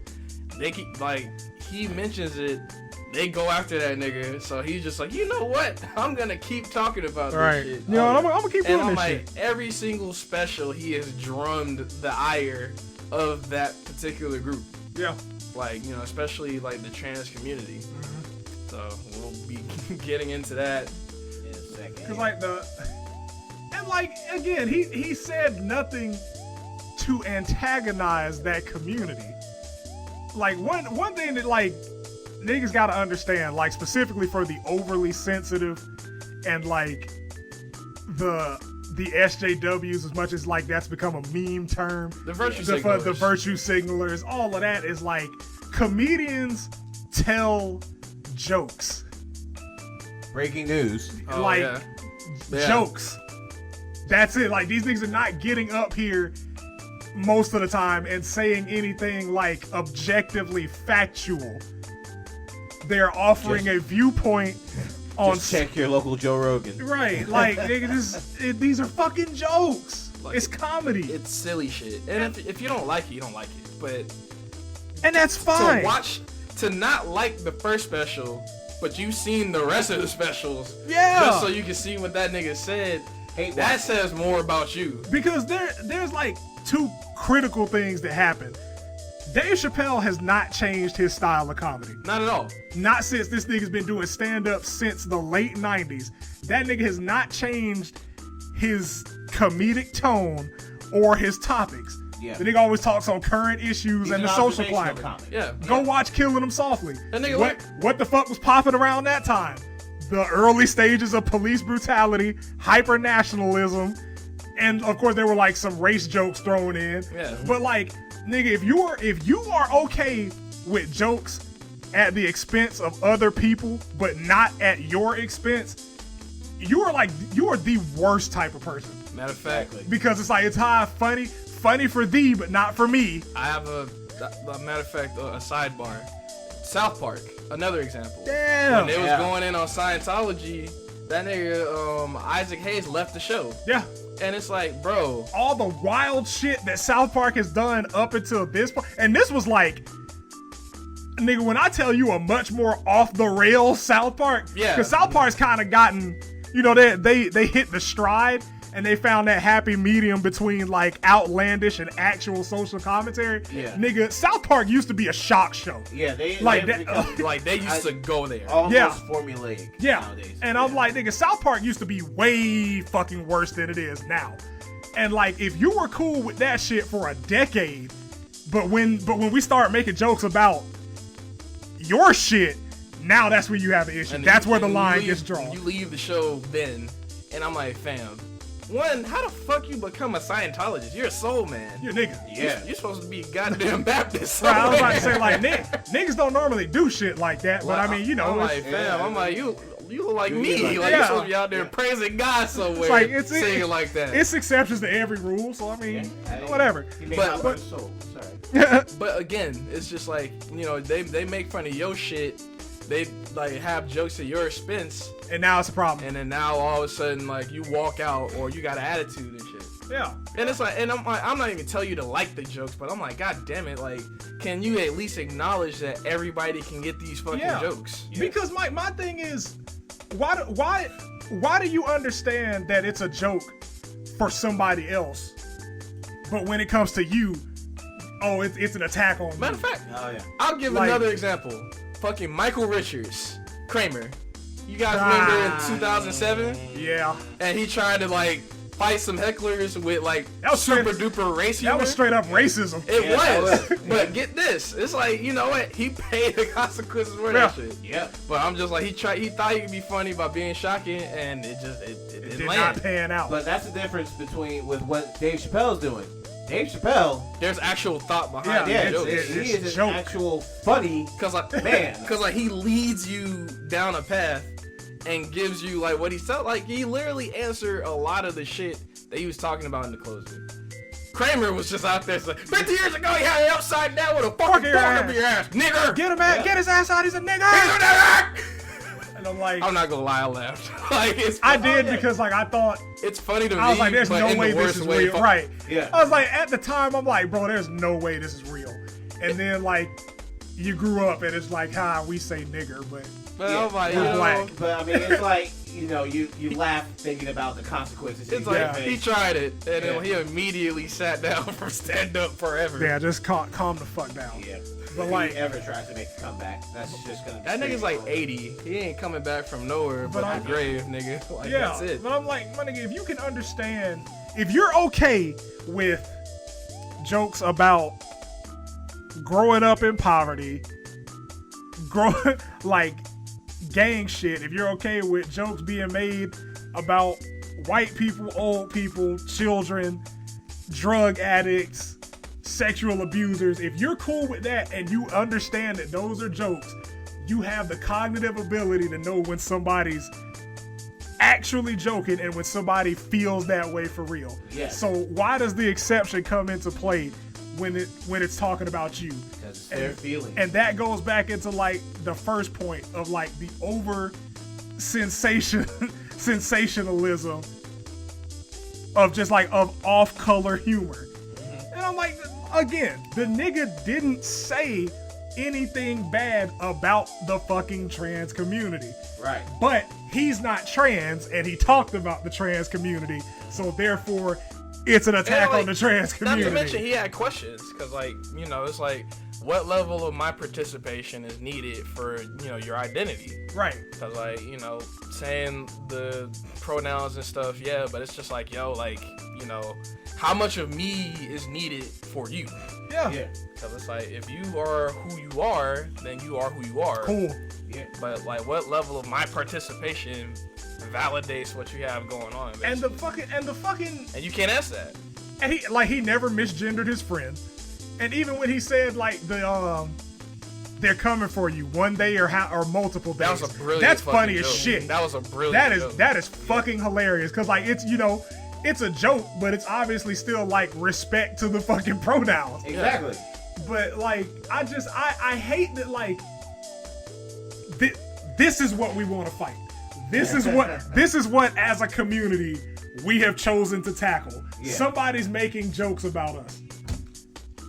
Oh, okay. Okay, yeah. No, sick. See, at this point, it's just like I almost want to say that they're constantly fighting actual threats that you almost get defensive, because trans community does go through shit from actual legitimate threats. They do. So whenever they actually see a person, especially a person like Dave Chappelle, who is generally considered very thoughtful, and I think people kind of make a connection in their minds. Thoughtful means that he's going to be thinking about my personal feelings. No. Which is completely mistaken. But they're always on their back foot, so they want to go and get defensive on every single seeming affront that might be their way. And this is not one of those. And that clears a path to the motherfuckers I mentioned, the fucking virtue signalers and panderers. Yeah. That's exactly how they feast, because they'll be overly positive, overly inviting, just overly trying to pull people in, and then they get all creepy and weird on the trans community, trying to pull them in, and maybe some bullshit happens, unfortunately. That's exactly how them niggas be eating. And I'm glad you brought up that point, because the trans community is in no small part responsible for his friend's suicide. Right. Because she was defending his jokes and, saying y'all need to lighten up. And they relentlessly attacked her for defending his jokes because they were friends and shit. So I'm like, the irony is not lost on me that y'all are, I'd venture out to say, wholly responsible for her suicide. Yeah. But yet have the nerve to come at this man for making jokes about that community when he obviously has no ill will towards the community. I could tell he was, you could see it on his face. Yeah, you could hear it in his voice. His tone changed when he started talking about that shit. Talking about Daphne. Because he said he started a trust fund for her daughter that she's gonna get when she reaches the appropriate age. Because they tried to say that he was posturing his friendship with Daphne on some old I have black friends type shit. You know what we call that? What? Projection. And I'm like, bro, you can't make this shit up. Right. Not to mention, it's not like you have a bevy of trans people at your disposal. Right. To, make friends with. You should go, trans friends finder. That's just not a thing. I was about to say, nigga, you vibe with who you vibe with. But, again, straight people were not attacking her for defending Dave's jokes. They were not. That was y'all. Yep. A member of your own community took her fucking life because of the treatment that y'all gave her, and then y'all want to play the moral fucking high ground. Fuck out of here with that shit. Yep. Fuck out of here with all of that bullshit. They act like we don't have the receipts. You can't go to Twitter. Because his last special was what, some months ago? Right. Before this one? No, it was I want to say years to change. Was it 2020? I swear that shit was the beginning of this year. I want to say 2019, 2020, Sticks and Stones. Goddamn. Yeah, yeah, you're right. He had that 8-minute special. He's talking about police brutality. I ain't hear none of them niggas talk about that. No. But, No, they were cheering it on. That's where thoughtfulness comes in. Nah, man, it's cool. Like it's cool. It's cool to make jokes as long as they're not about us. Yeah. Because I actually just like I liked something earlier, on Twitter, and it's about like the Dear White People showrunner Jacqueline P. Moore, who is a white trans woman. Right. Yeah. I'll let that marinate. Yeah. Dear White People Showrunner is a white trans woman. A show highlighting black issues and the black experience in America is run by a white trans woman. So let's break this down real quick. So this was once a white man who like transitioned into becoming a white woman or a white trans woman who was in charge of a show called Dear White People, which is technically a black show, quote unquote. That's like, you know, talking about black issues and stuff, and just like, you know, Dear White People, like, you know, you get on my nerve type shit. In charge of that show. Yep. That's crazy. And it follows. Yeah. And is now boycotting Netflix over Dave Chappelle's transphobic new special. She opened up to writer Mark Malkin about why she's taking a stand against the dangerous rhetoric. The white trans woman who is the showrunner highlighting black issues is boycotting a black comedian over dangerous rhetoric. The white woman in charge of Dear White People, a show that's supposed to be about highlighting the black experience, who is in control of writing how these characters portray themselves and highlight said issues, is boycotting a black comedian because of his dangerous rhetoric. That'd be absolutely killer. This is 2021. This is 2021 this in a is nutshell. peak. This is peak internet. This is the apex, the absolute goddamn zenith of 2021-ism. Yeah. It doesn't get any better. Like, that's a Chappelle skit. That's a skit, bro. If the show was still on, this would absolutely be like the opening skit. Yeah, absolutely. Cause I'm like, bro. And then I'm like, how can you boycott something you don't work at no more? Dear White People got canceled, if I'm not mistaken. I think it got canceled. It either got canceled or it ended. I'm pretty sure it got canceled because after like the first 2 seasons, shit basically became Glee. This is why you don't capitalize on black movies. Nigga. Yeah, it got renewed for a 4th and final season. Yeah. It came out this year. Like the shit's basically fucking diet Glee. Which is crazy, because I'm like, you know, that series shouldn't have been made anyway. Yeah, that's just like that, and like the whole air of superiority of white people in the gay community is a whole nother fucking topic. Which Dave tried to touch on. Yeah. I saw where he tried. Yeah. But he couldn't quite get his foot on the gas there. Because like, oh my god, I don't want to be here all night. Nah. But like, just for you listening, nigga, I could. Like, even if they weren't here, I could be here all night. But, bro, what? Yeah, nigga. Like, again, this is the internet in 2021. Like, my nigga, you are white. That alone, that Rachel Dolezal has done an irreparable damage to what it means to identify with a race in this fucking country. You know she has OnlyFans? I'm not surprised. Man, for how much is it? I think just go to Reddit, type in her name. You know, you're not wrong, actually. Free game for y'all. There you go. But like, I like to see the subscription price. Fair enough. Watch that whole be like $5. But that's a steep. No, I'm joking. As a white person, there is not a single thing that you can tell the black community about the black experience because you haven't lived it. Exactly. This is basically what you're doing is like you are looking through a telescope at somebody looking through the house that is the black experience and then making a show, profiting off of the black experience in America. Absolutely. And that, again, whole nother topic, could dedicate a whole nother hour to that shit. Oh, yeah. But $6.99 a month. I mean, excuse me, $5.99 a month. that wasn't far off. Shit. Not bad. Appropriate. Looks down at phone. Right. What you got? Hey, brother, you got a pink drink, nigga. Don't lie to us. Wow. That's crazy. But Yeah, all right.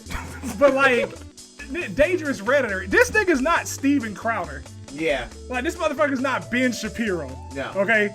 Like, this nigga made, what, 10, 15 minutes of jokes? Yeah, like again, jokes. Like, it's not like he's not advocating for like bathroom shit. He's not advocating for like some sort of identifiers or something. He's not advocating for like people beating y'all on the street or killing y'all. Like, right. He's not advocating for none of that shit. It's just literally just observational comedy type shit. Like, and that's it. Nobody. The thing y'all gotta let go of as a community is that nobody is above critique. Nobody. Like, even like take the stand up out of the fucking equation. There are people within that community who do and perpetuate fucked up shit. You cannot use your gender identity or your sexuality as a shield from criticism, because that's a very dangerous path. And like shit like this is basically like you're leading to like a massive platform of censorship, because it starts with that.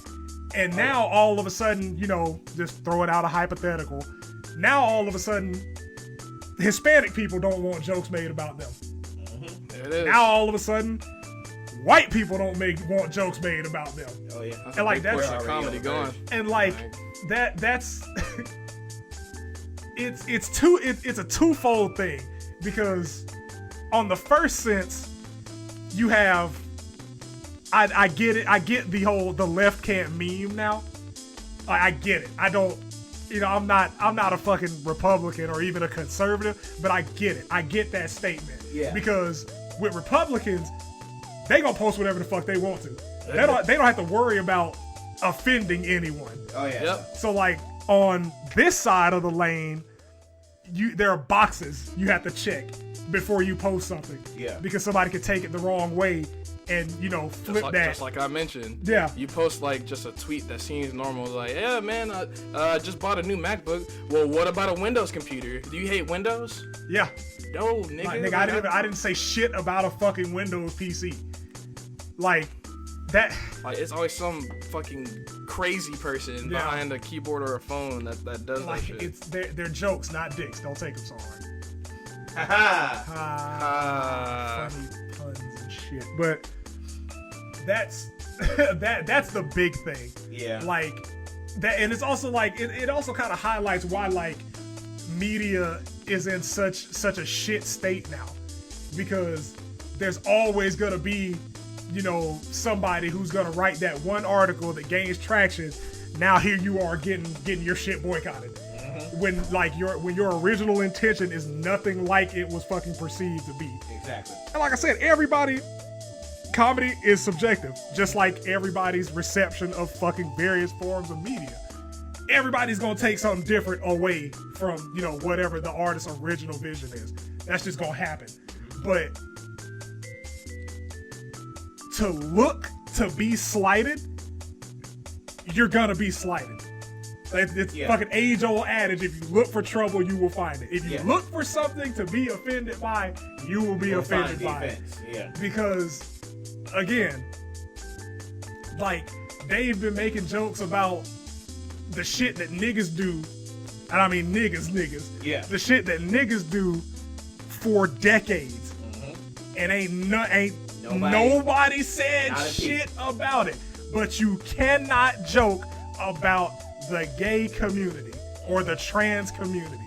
Yeah. That's the one thing that for some reason everybody agrees upon, that you cannot make a single joke about. Yeah. Because like niggas getting killed by police, that's fine. Niggas perpetuating drug epidemics, that's fine. Yeah. That's cool. Like spousal abuse, that's cool. Turn it up. Old people jokes, alcoholism, fucking baby jokes, Yeah. dead or otherwise. Fucking molestation. Yeah, molestation. Like child molestation jokes. Fucking infant abuse. That's cool. Matter of fact, there was a joke that Dave made on the Sticks and Stones special, like with Michael Jackson. It's like, you know, how was my weekend? How was my weekend? I just got my dick sucked by Michael Jackson. I ain't seen a single article. Nobody. That shit, bro. Not a single fucking article about Not that a bullshit. single It's article. okay to shit on And Michael Jackson. It's more okay to shit on Michael Jackson, who wasn't an actual pedophile, than it is to make a joke about a gay person. Yeah, let's like who. It's okay to joke about an innocent nigga who is now dead. Yeah. Like can't forget that shit. It's like it's important that you say that like the nigga's not here to defend himself from these jokes. True that. But you know, you make you make one they them joke, Oh no. So which was like the joke itself is fantastic because it's fucking it's socially sensible while also like critiquing the fervor with which people say I'm non-binary. Yeah. Like that shit was a masterful joke, nigga. That shit was funny as fuck. Yeah. It's like they're after you. One they or multiple things. There you go. You identify as that. How is that Yeah. offensive? You identify as they, them, or non-binary, and this nigga said one they or multiple thems. with respect to I am sad. I am upset about the state of his comedic juncture. Yeah. I mean, they were looking for offense. They look for. you go around looking for shit, and they fucking found it. I mean, thank God for people like Dave Chappelle for keeping up. Yeah. But we Like, need honestly, comedians. We like it's like you said, we do need comedians. They're the But ones that we need more comedians, honestly, because like Dave. we need more good ones. Like I mean, we need some good comedians writing for like late night shows. Because I mean, those are just basically giant circle jerks, and they can't do anything without. I mean, they're still trying to ride the Trump train as far as And I'm like, content. that's dead, bro. Yeah. For now. Yeah. For now. But I mean, God, it was insufferable during Trump's presidency because every night, Every fucking day. It I doesn't mean, help that he was active every day, but Exactly. God I damn mean, it. he gave. I mean, it's like he gave you the reason to do content, but it doesn't mean that you should. I was like Michael Jackson, like in the early 2000s. Oh God. Like, you know, white people were going crazy. Well, niggas were going crazy too. Everybody was cooking that Everybody. nigga. It's still niggas today that say that nigga was a fucking child molester, even though like it was proven beyond a shadow of a doubt that he wasn't, and the first nigga that accused him ended up committing suicide over it. Yeah. And then like one of the accusers is like apparently like a pathological liar. Yeah. Yeah. Caught on. Wade Robson, right? Yeah. Yeah, caught on record saying that he's trying to extort him. Like, just straight up admitted it, that he was going to try Cause and like extort him. even the child, like once that nigga grew up and his dad was dead, he was like, yeah, dude, like I remember my dad concocting this entire story and telling me to go along with it, and like of course I did because I was like 8 and that's my dad. Exactly. But like, yeah, that shit was 1000% a lie. Mm-hmm. He never did that. Like, we weren't even in the same fucking room at the ranch. Yeah. So And, but I mean, like, Norm Macdonald made a career out of shitting on OJ, right? I mean, Yeah. obviously he was guilty in this case, but Like, you know, Americans didn't know the impact of blood work at that time. Yeah, which is crazy in its own self. I mean, so like, shitting on people is kind of a thing that comedians do. Yeah. And in my opinion, this joke does not necessarily qualify as being very vicious or anything like. I mean, what did he say? Is it like that's not real pussy? That's like impossible pussy. yeah, Which is a brilliant joke. Fucking hilarious. When you know like what an Impossible Whopper is, it's not actual beef, yeah, but you know it's very similar. it's an impossible pussy. So it's like impossible pussy. I'm like, bro, that's funny. That is funny. this can't be. Yeah, And I'm like, I can't believe it's not pussy. Like, yeah. I mean, Magical. it's just they're jokes. Like at the end of the day, I mean, we spent like an hour on it, but they're jokes. it's supposed to be jokes, but It's just you know, gotta- these online people Some with of you nothing else to kids. do. Some of you kids are gonna have a real shitty time doing anything, really. Yeah, like you're gonna get a job somewhere, misgender you and not realize it, and you're gonna fuck around and quit. You're gonna fucking sit there in your little cubicle crying, and so your little friend's gonna come over going, "What's wrong?" You're gonna get a pat on the back and all this other shit, and get coddled. I'll be honest with you, man. I wish Tumblr never fucking died. Man, I want to issue a personal apology to Tumblr because Tumblr was the Tartarus to a great evil, and we didn't realize it until it was gone. Like, because not Tartarus, like Tumblr held us they held us down, man. Yeah, like I had no idea that the kind of toxicity that like the Tumblr core people were so widespread. Yeah. I had no fucking idea.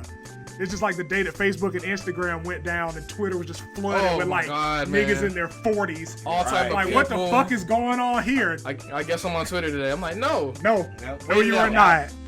Get out. Wait your turn. It's like wait till it comes back up.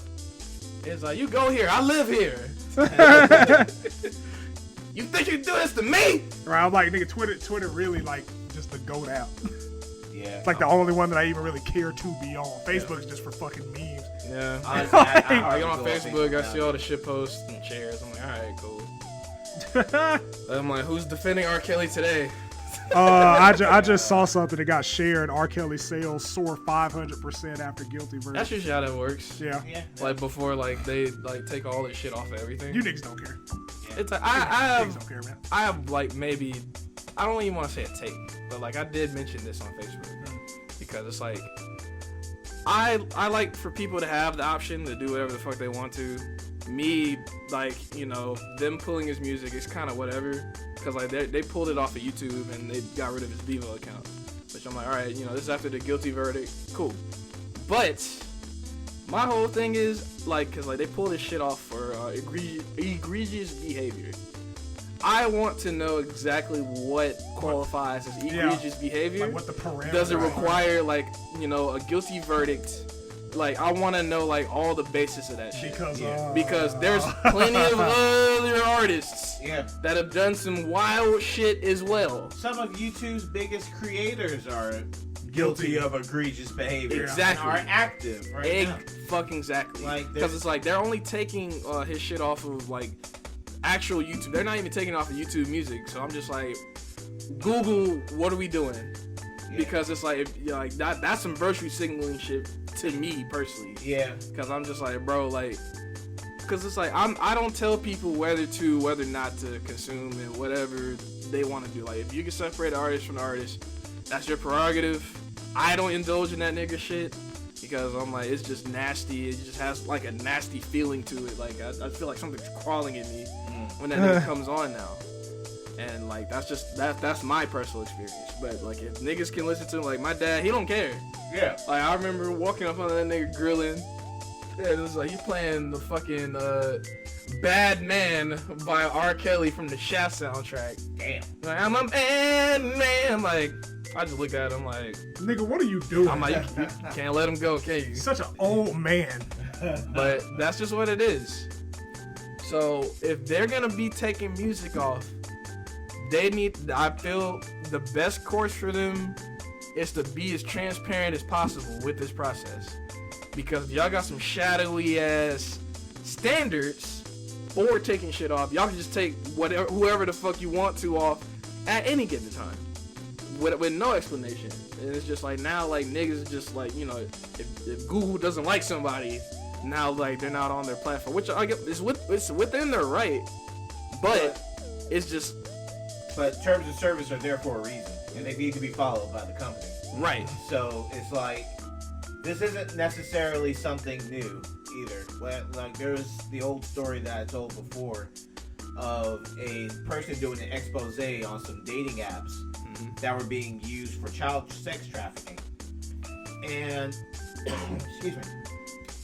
And they pulled his video down that was exposing it because they said it was promoting it. Okay.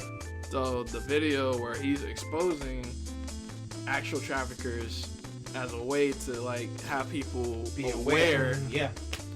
Of course. Yeah. So like Google, I think Twitter's gotten better. Oh fuck, my bad. Yeah, it's still there. Larry Page got the goons on us. Shit. But Google needs to catch up. Twitter, I think, has gotten a little better about it. But like their YouTube standards and actual following it, they don't do too good. They don't do that too well. At all, nigga. Yeah. So, man, we gonna see. I'm very curious about the fallout from this, and are other streaming platforms gonna follow suit? Probably. I would assume so. Like, if that's the case, then I feel like they should be taking down other people. That's just how I feel about that. Because again, there's other niggas that's been doing wild shit, so everybody needs to go down. Also, are they taking down shit that he produced or shit that he featured in? Or shit that he wrote. Exactly. Because I'm like, that song Fortunate by Maxwell, R. Kelly wrote that.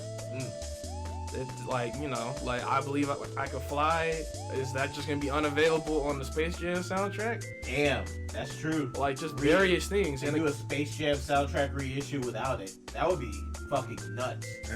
That's the biggest song on that shit. Yeah. But I'm not going up for that nigga. Whatever happens to that nigga is whatever happens to that nigga. Oh, yeah. I'm just more worried about later down the line for other artists.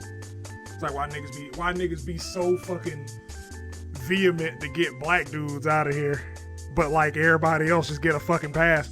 Cause I'm like, Elvis fucking married a 14-year-old girl. Yeah. Are y'all gonna like take his catalog away, or was there a court case needed? Y'all niggas I'm sorry, go ahead. Would there be a court case or a guilty verdict needed to get that nigga out of the paint, even though he's already dead? So like, what are we doing here? Because I'm like, y'all niggas let a trans woman get up there and say that like y'all can't have abortions. I ain't forget that shit. Caitlyn Jenner got up there with her whole chest, said y'all niggas can't have abortions. Yeah, crazy. Motherfucker that can't get pregnant said y'all can't have abortions. Crazy. Wild. Wild that y'all let that shit slide. Said that a trans girl shouldn't play with men's sports, and then she went out and played. Dave joked about fucking they them pronouns. Cancel them. Yeah. Get him out of here. Take his shows off the air. Honestly. Woman without uterus says what you can do with your uterus. Yeah. That's fine. She's trans. Absolutely. She's trans. It's cool. Come on. She's part of your community, If you're not down with Caitlyn, you're probably transphobic. You're transphobic. That was a crazy time. That was a wild era. She won Woman of the Year. That did happen. Like, Dave calling himself Team Turf, I saw what he did there. Yeah. Like, like we've had our conversations about J.K. Rowling on here. Right.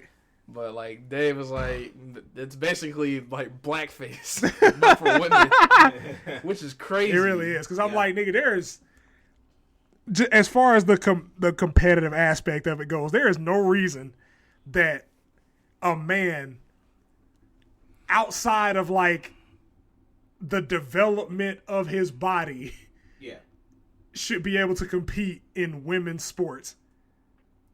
Like you had all those years of testosterone pumping. Right. Mm-hmm.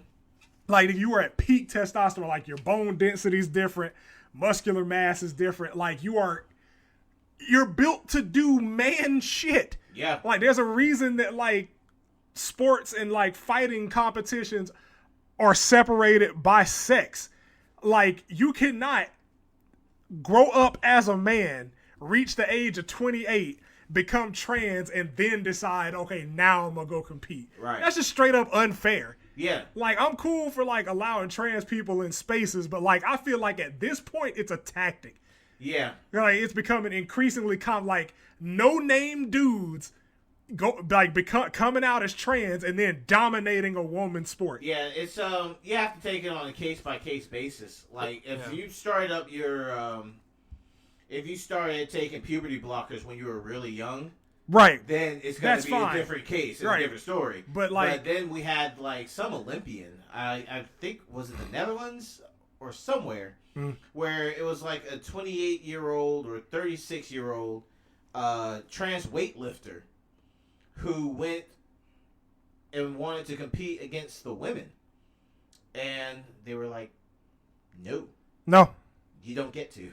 So I to say, like, you live the majority of your life as a man. Trained as a dude. Yeah, in weightlifting, which is like a male-dominated Like, And now you want to compete as a woman. yeah, no, that's just no. Okay. Yeah, you don't get to. Sorry. All right. I don't mind using your pronouns, but I ain't gonna pretend to be stupid for you. Right. And I was like to say, nigga, I will call you she, her, ma'am. Like, you know, I ain't I'll going give for you it. I give you the basic respect that Like, you deserve. I but ain't going for that but extra let- shit though, but- man. Nah, cuz. You ain't fooling me. Nah. but you know, stop the cap here. Right. Like, you're putting people in danger It's doing that shit. like to say, nigga, Yeah. you could literally kill these women. Only place should be allowed is in the WNBA because they need it. Hell, maybe not even then. Nah, they need dunkers. They need a little- I saw the most pathetic highlight You ain't video. tired, bro. You ain't tired of layups and 3-pointers? What 3-pointers? They can't shoot.